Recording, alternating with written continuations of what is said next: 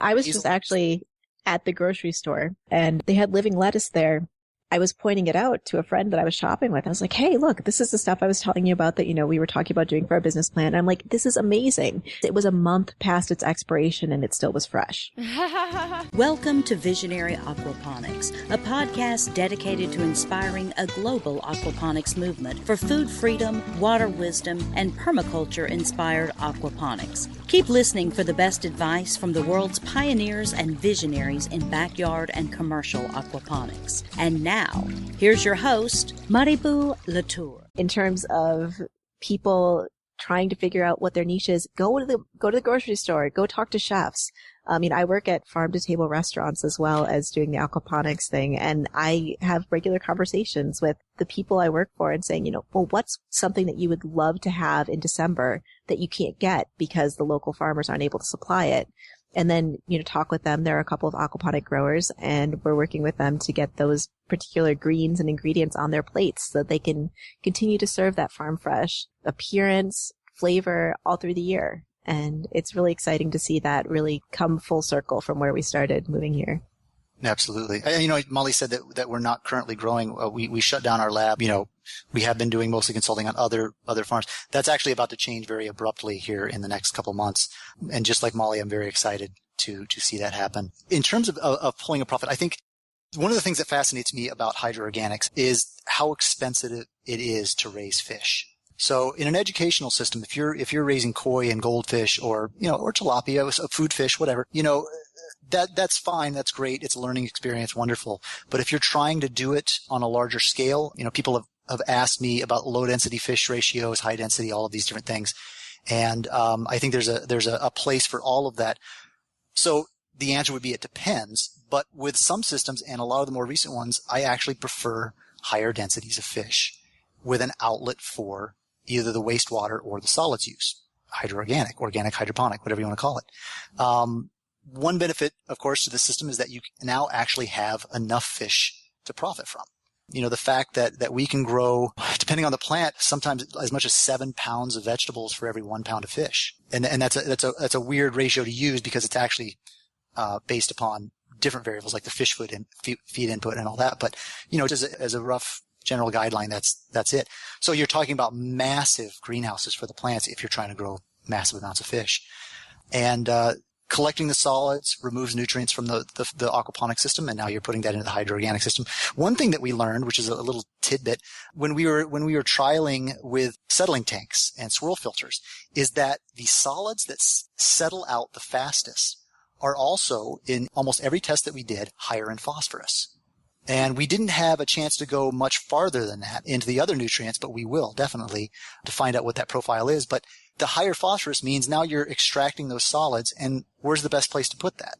Fruiting and flowering plants, right? So it's a perfect segue for that. So that's what we're doing. A lot of the solids we collect in settling tanks go out to the hydroorganic system. Excellent. Thank you for that. And, I'm really new to decoupling as I'm a traditional recirculating aquaponics student, and I never heard of decoupling until this year. So could you be the first on the show to explain it?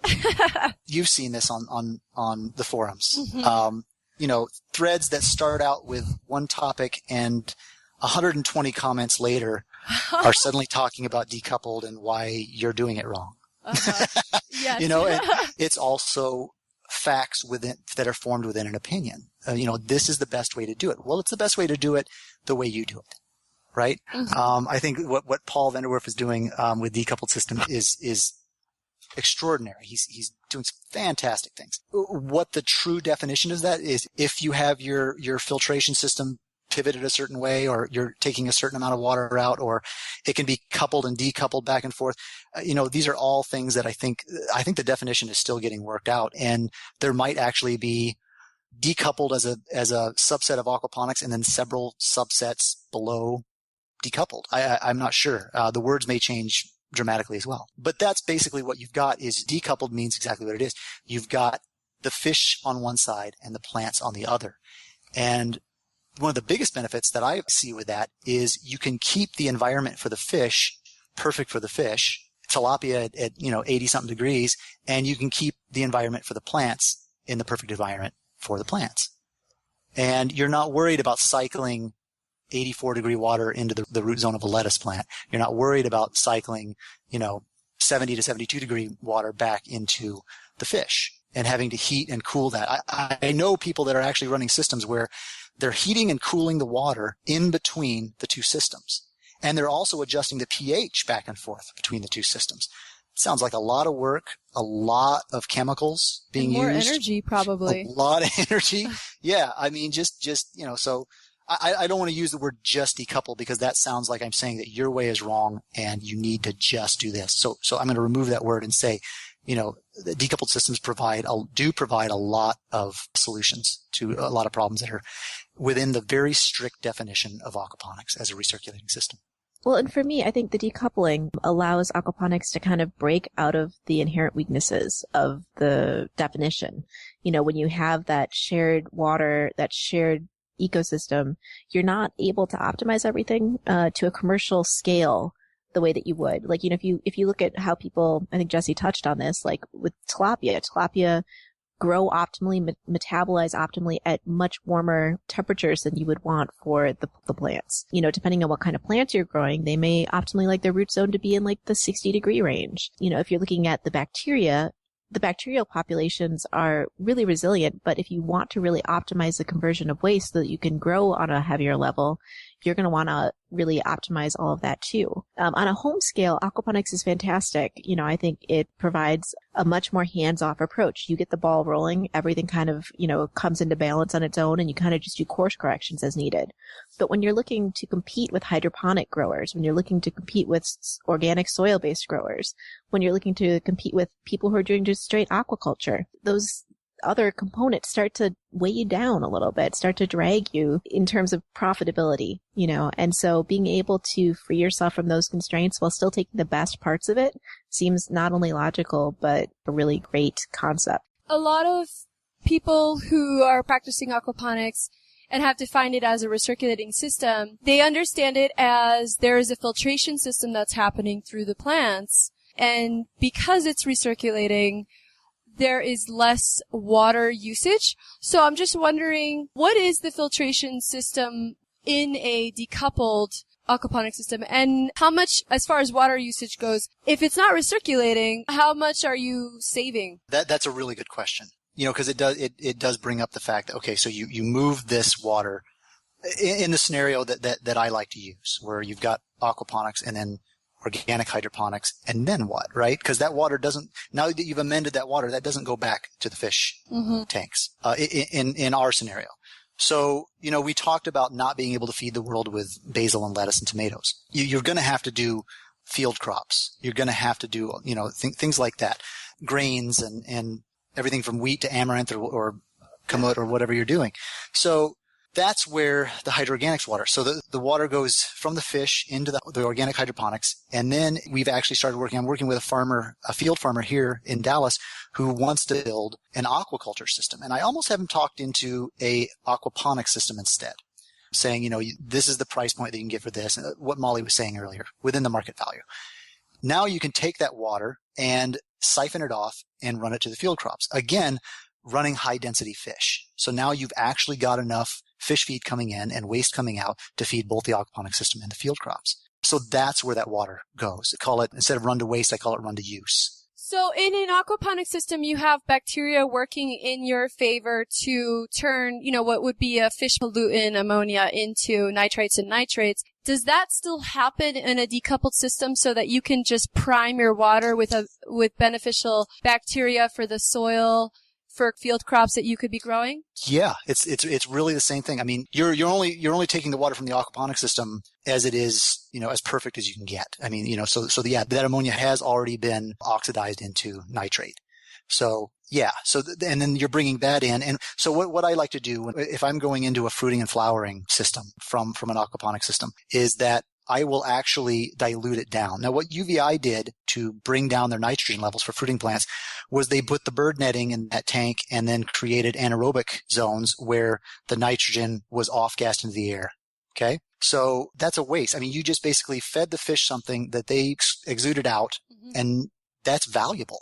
It's only waste if you waste it, like I said earlier. Exactly. UVI's done some amazing things, don't get me wrong, but that's the one component I'm just like, what? So what we do is we actually dilute the water down to the point where the nitrogen level is where we want it, and then we amend from that point. And you don't have to bring it down very much. A lot of people think you got to drop the nitrogen down a lot. That's really not true. You're not diluting it down by very much, and therefore you're not diluting the other elements in that nutrient column as much. And so, you're just tweaking it a little bit and bringing it up. And the response from the fruiting and flowering plants, we've seen it again and again and again, is phenomenal when you just do that little bit. But we don't waste nitrogen. We're not wanting to waste anything. One of the permaculture principles is basically it's about closing the loops. And so you take a waste and you turn it into food for another system. So in this case, you're changing the system. You're decoupling it, but you're applying it to another system. So it's still not going to waste. You're just integrating it in a whole other way, which is exactly what permaculture is about. I mean, permaculture is about creating systems that support other systems to thrive and to be mutually beneficial. Yeah. And again, Paul keeps coming into this. I think that, well, I know that, from what I've seen and what he's told me in public and private conversations, that he doesn't do it the way we do it. He has a different method of doing that. And if you're able to get him on here to interview him, he'll obviously do a much better job of explaining that. But there's different ways of doing it. And I love the permaculture association with aquaponics. I mean, the principles, catch and store energy, aquaponics is absolutely able to do that in the form of food. Fish have a markedly better feed conversion ratio than any other farmed livestock. The edge it's effect. Intensive. Yeah. Oh, absolutely. Molly mentioned the edge effect earlier. Self-regulation and feedback, just trying to go mentally down the list. Renewable resources, absolutely. Renewable energy can be applied to an aquaponic system. Mm-hmm. Produce no waste. Well, especially in the way that I mean, even a aquaponic system has to drain some of their water to waste occasionally. Some people say they never do, especially if they're running smaller systems, but you got to wonder about whether their parameters are as perfect as it could be. But we're not wasting anything. We're running it into the field at the very end. It's amazing. The permaculture principles, we actually were working with a guy, developed a system for him in a greenhouse. And then what he wants to do now is build a permaculture environment around that greenhouse. So he will have all of the zones that are typified in a permaculture course. And I can't wait to see that. I think it's going to be beautiful. Yeah, and I think that there are a lot of implications for how to use aquaponics on a bigger scale. And you talked about not being able to save the world with feeding them lettuce and basil and integrating it into field crops and things like that. Applying this amazingly nutrient-dense water, which would otherwise be a source of pollution, to field crops to fertilize them. So I'm just wondering, what other kinds of plants do you see aquaponics and hydroorganics supporting in the big picture? Yeah, we've experimented a bit with Japanese indigo, with madder, with a number of natural dye plants that have been grown for millennia. Chemical dyes are a fairly new invention coming around with the Industrial Revolution. And before that point in time, any color on any cloth was derived from mineral or plant means. I do think that that's probably going to be the next forefront. This buy local, eat local movement is growing. It's gaining a ton of momentum. Everybody's getting into it. I think the next step of that is probably going to be like, what else can you get local? And maybe you want a t-shirt with local color.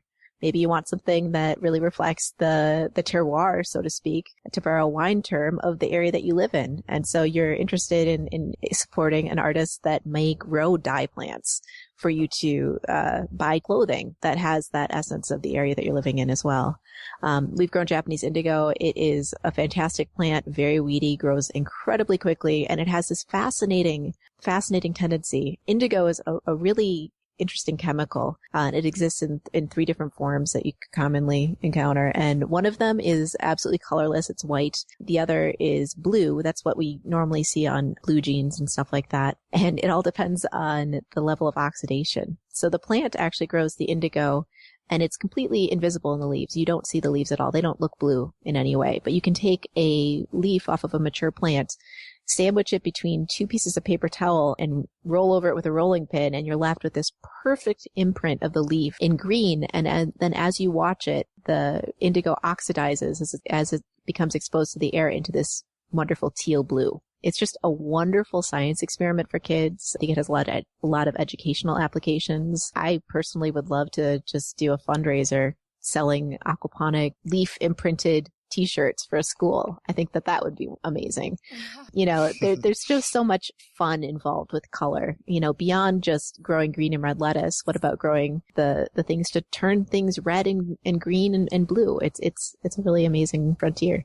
Have you guys experimented at all with growing other things as well, like trees or biofuels, biomass, or medicines, like herbal medicines at all? You know, I wouldn't say that we've verged into things that are like, even looking at the things that we've grown, you know, the aromatherapy benefits, things like lemon verbena, lemongrass, basil varieties, mint, things like that are, you know, it's easy to overlook those benefits, but they are pretty incredible when you're in the systems working on a daily basis. The impact that can have on your psyche becomes really apparent. And then beyond that, Jesse can speak more. Yeah, I agree with that. Working with the system is a form of medicine, I think, in and of itself. You know, it's not so much the different plants, but different ways of growing those plants. So in tower systems or vertical airlift pumps, I don't use those as much. I love the stuff that Glenn Martinez is doing with them. We just haven't really needed them. You guys were able to design a system for a school. So what advice do you guys have for the aspiring aquaponics activist who wants to start an aquaponics system at a school or a health clinic, an organization, or a community center of some kind? I think I would suggest, you know, before you put the first fish tank in place, really kind of mapping out the connections within the community or within the movement that you're trying to align yourself with, and making friends with those people. If it's knowing where the best place to get disease-free fish is, if it's knowing, you know, who's going to be the engineer who's going to be able to certify the weight-bearing requirements of the system that you're designing, you know, getting all of those pieces in place makes the entire process a lot more efficient. It makes it smoother, and it also builds a really fantastic sense of community. There is a lot to be said for aquaponics, but it's also one of those things where people get really excited upon the initial mention of it, but once they start thinking about it, and they're like, hey, you know what? Nobody's done this before yet, and maybe there's a good reason why, and then they back off a little bit. And having that team of people in your corner, or that, you know, the people whose interests are aligned with yours, and those connections made really helps bolster your argument when you hit those roadblocks, when you are, you know, inevitably run into somebody who has some tough questions. It's so much a part of the process that I think a lot of people don't think about necessarily. They just think that the excitement of the project will carry things through, and it will to a certain degree, but the end result will be a lot stronger and more resilient. There are a lot of people involved. So how are you guys able to be successful raising the money for, or getting this project approved at Holly? So the Holly project came about because of one of Jesse's friends from college is a teacher at Holly Environmental School. She's now the environmental, I want to say she's like the environmental education director or something at this point for the coming school year. She's basically the liaison between the teachers and the environmental programming and coordinating all of that and managing a budget and all of that. But she was really excited by aquaponics and contacted one of the local companies in Milwaukee that specializes in aquaponics to set up a system for the school. And the follow through was less than ideal. The system that they got didn't really work. And she came in, she called us in to kind of troubleshoot it. We came in, we took a look at it, and she said, hey, you know, by the way, while you're here, why don't I show you this unused greenhouse that we have? You know, and our eyebrows just both shot through the roof. I mean, yeah. Right. And so we went into this greenhouse, and it was fantastic. I mean, it's right on above there's a little cupola shaped first floor addition, and this is right on top of that.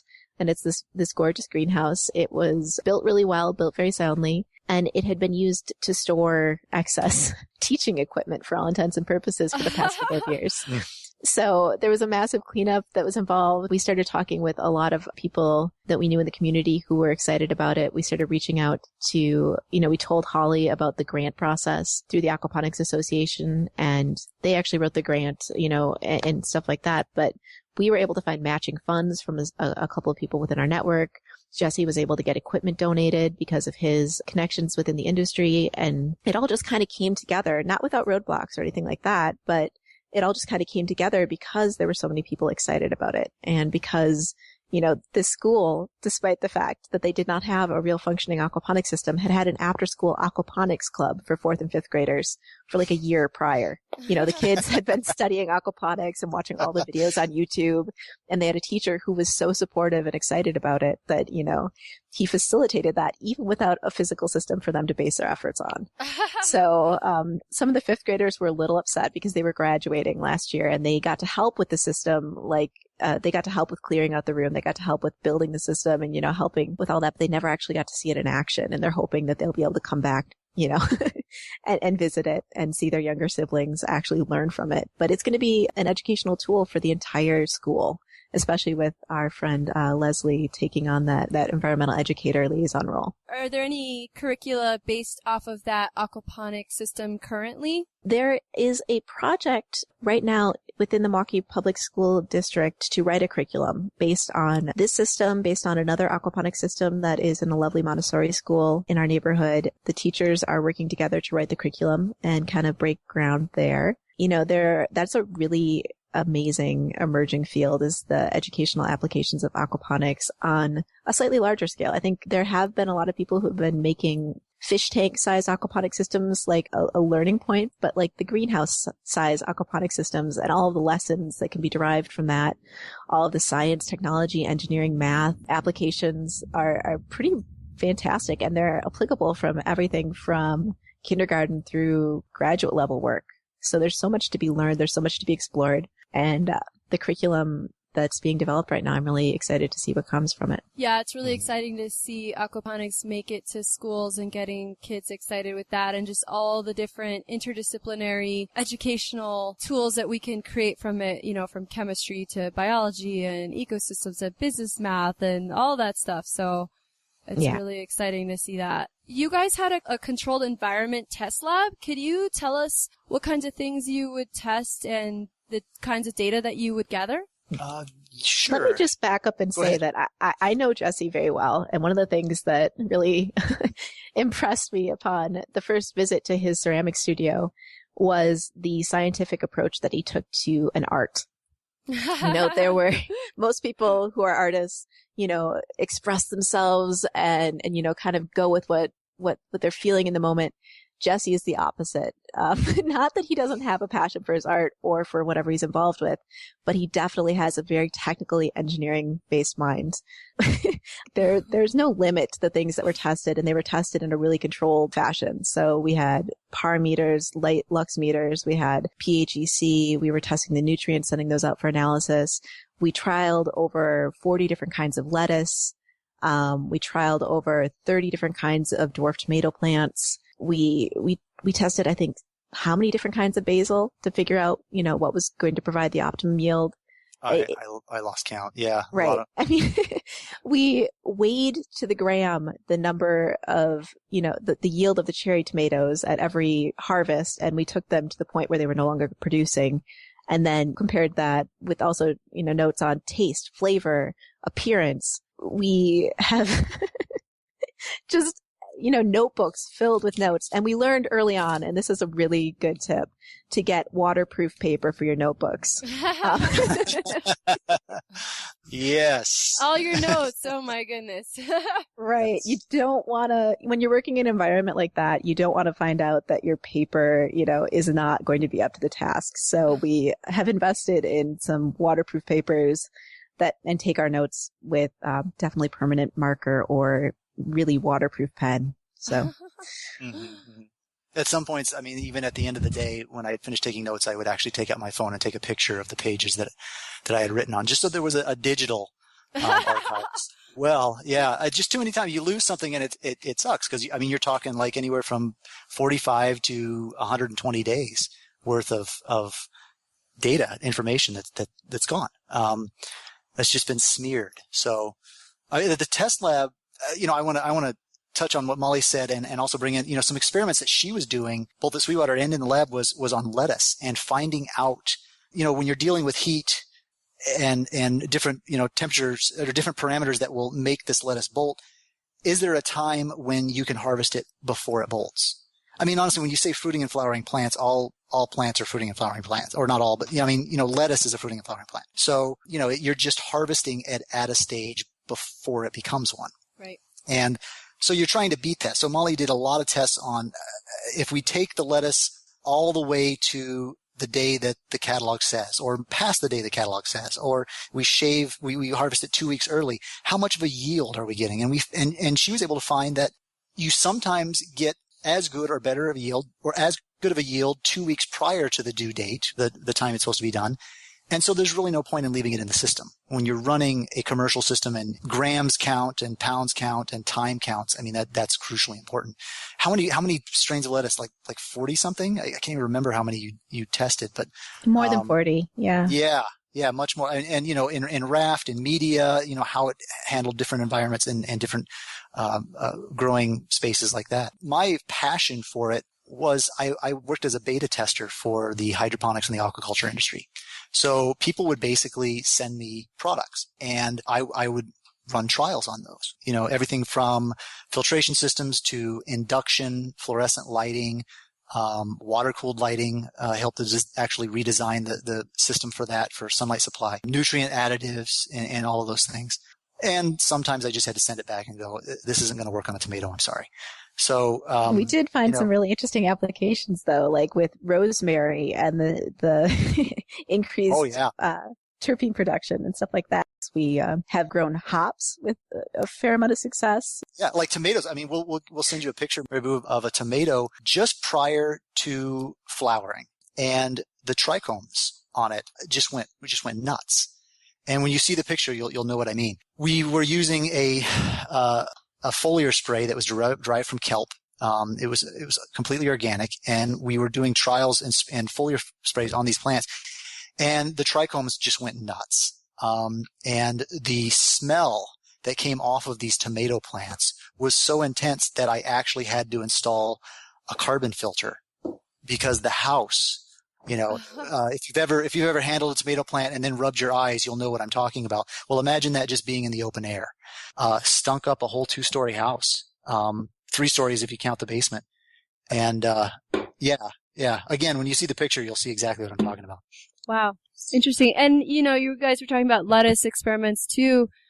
What were your timelines on lettuce growing to, full size as compared to in the ground?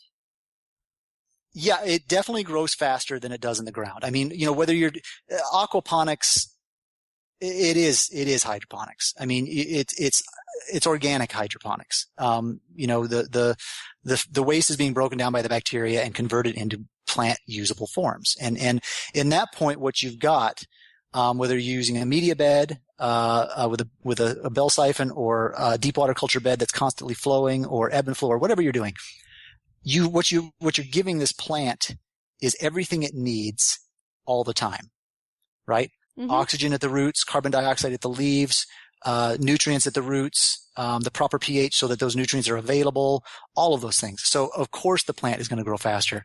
I was at a school the other day, and some kid was wearing a t-shirt that had, Rocky Balboa on it. So I kind of used him as an example. Like I brought up that example, like I think it was Rocky IV when Dolph Lundgren was the combatant. And there's one scene where he's running on this treadmill and he's got all these tubes and wires plugged into him, and they're injecting him and giving him all these supplements. And he's like this super guy. That would be, and then of course Rocky is running up and down the side of mountains in, sub-zero weather and later wins, right? Well, in real life, that doesn't really happen. I think, hydroponics, when you've got something where you're always giving everything the plant needs at any given moment, it's going to grow faster. And that's one of the big attractions for me in growing hydroponically. And have you guys noticed that the lettuce is actually sweeter than lettuces grown in the soil, as have other people reported? Yes. And so is the chefs. Molly can attest to this too. When we were selling to chefs or even giving samples out, the lettuce is so sweet, and the shelf life is forever. But yeah, the lettuce was definitely sweeter. We would give these out, except of course when we were adding sodium chloride to the water. Well, not we, but they were adding sodium chloride to the water. Then the lettuce actually took on a salty taste. And, So the lettuce is mostly water, and it's bringing all that up. It's transpiring all that up into the plant. If I could just back up and say that, I mentioned earlier, I work at farm-to-table restaurants, 2 of them in Milwaukee, and one of them gets greens from an aquaponic grower year-round. And we hear people remark on, there's a really simple lettuce salad. It's butter crunch lettuce, a bit of blue cheese, house-made pancetta, and apples with a little bit of walnut. And it's super simple, but the lettuce just it steals the show because it's so fresh. And, the texture of it is so incredibly crunchy, and it's a true artisan product. And when you have people who are working on a really high level, on a culinary level, like having ingredients like that to them is like having the best paints in the world for a person who does portraits. It's one of those things that's hard to put a price tag on or to really quantify or qualify, but there is a huge difference. People's reactions are different. Lettuce is just lettuce until you try something like that, and then you realize that everything else you've had so far in your life isn't really what lettuce was intended to be. Yeah, and I know that there haven't been complete studies on why aquaponic lettuce is sweet, much, much, much sweeter than other lettuces, but I'm curious about, whether or not it's just because it's floating in a nutrient solution all the time, and if it just has more access to those sugars somehow, or it's producing more sugar or more of its own sugars. I don't know exactly, but it's really interesting to me. Right. Well, because the Brix count was always higher in the aquaponics lettuce than the stuff that we were growing in the raised beds outside. Yeah. Suzanne Friend of Friendly Aquaponics also talked about that, doing a Brix test on the lettuces and finding lettuces from all different places and testing them, and none of them even compared at all to the Brix measurements that were coming out. So there are different schools of thought about using worms in aquaponic systems. Some believe there's a high risk for E. coli contamination in the aquaponics water due to worms coming from untested soil or compost. And obviously many of us love worms and believe in their power to break down solids in compost, but are they safe for aquaponics? Can you talk about this? It's kind of controversial in the aquaponics world, so I was just wondering if you believe in using worms in your systems or not.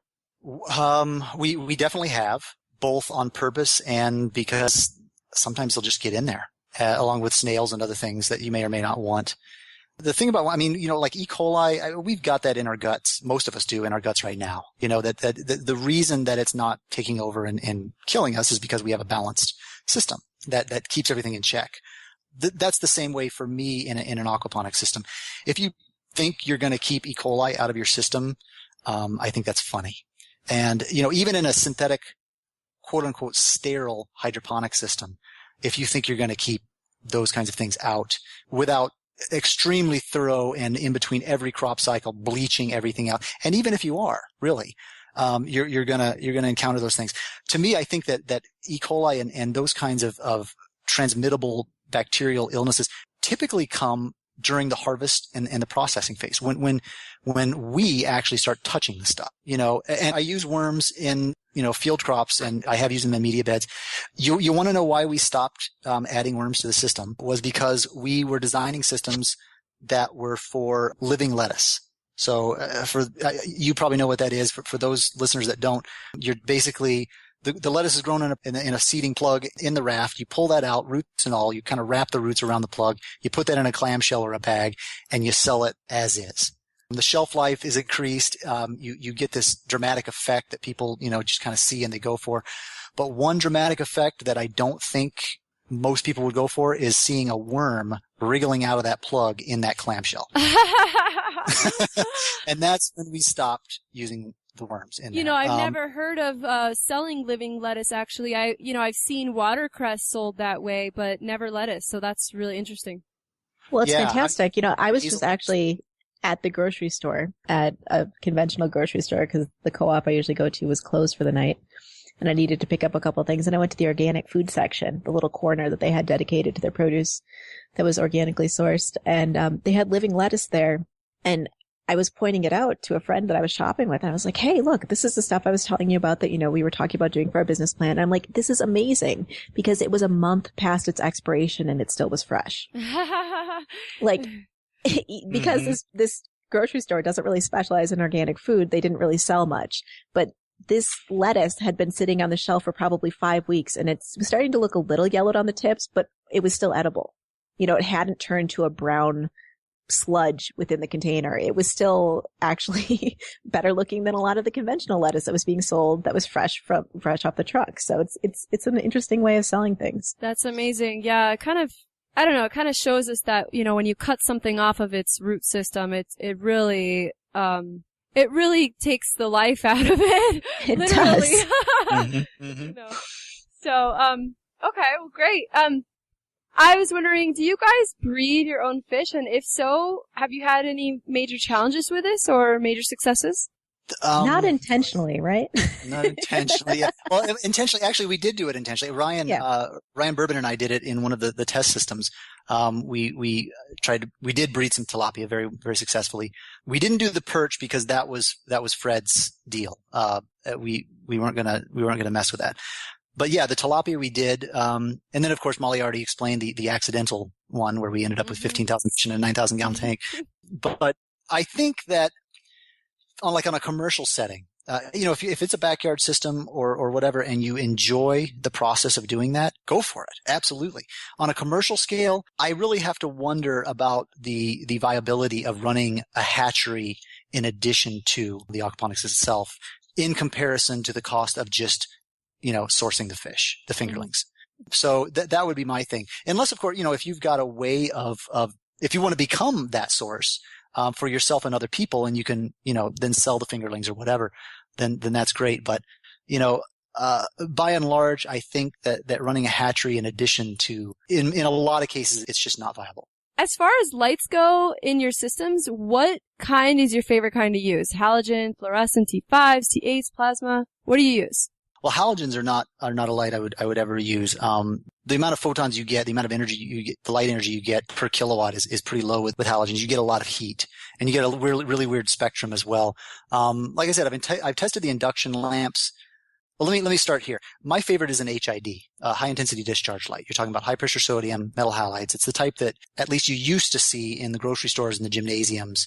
Take a long time to light up, and if you shut them down, you have to wait like 30 minutes before restarting them. Those are still, in my mind, the most efficient in converting kilowatts to light energy. Now, LED manufacturers would argue that, but I've tested so many LEDs that definitely are more efficient at converting energy to light within a certain argument. This can get really, really intricate. I don't think that LEDs are there yet. With fluorescence, you've got a flat panel. Usually, like when you're using T5s or T8s, you've got a reflector with a flat panel and a series of bulbs. So let's say like a 2 foot by 4 foot unit with 8 bulbs in it. I think 54 watts each. And you've got a fairly uniform light distribution, a little weaker on the ends because, you've got the concentration toward the middle still, but it's fairly uniform. With an HID, you have to raise that light up because it produces heat. And then you get a really nice, fairly even footprint, especially if you're using multiple lamps where the light actually overlaps. With an induction lamp, like I said, I really loved growing with it, but the problem I had with it, it was kind of in between an HID and a flat panel fluorescent fixture, because the bulb of an induction lamp, the way it's designed is it runs right down the middle. So, and also since it's a fluorescent, you really need to get close to the plant canopy in order to get the lux and the par measurements that the manufacturer is stating that, is delivered to the plants. And so when I was using it, I was getting, when I brought it as low as they recommended, I ended up scorching all of the plants down the middle, and the stuff off to the side was growing really weakly and sparsely. I ended up putting it on a light mover, and that helped a lot, but not as much. So, I think that, one company is doing something, Daryl Cotton is doing some stuff with induction lamps that I think is really cool, where he's actually combining LEDs on the outer edge with the induction bulb lamp down the middle, and getting some really nice results. So, my favorite, if it will fit within the system, is still an HID lamp. If it won't, then I usually go with a T5 flat fixture. And there have been a few cases where I have used induction lamps on light movers. So that would be the very long-winded answer to it, because it's a very complicated, we were talking about the 120 comments on decoupled systems.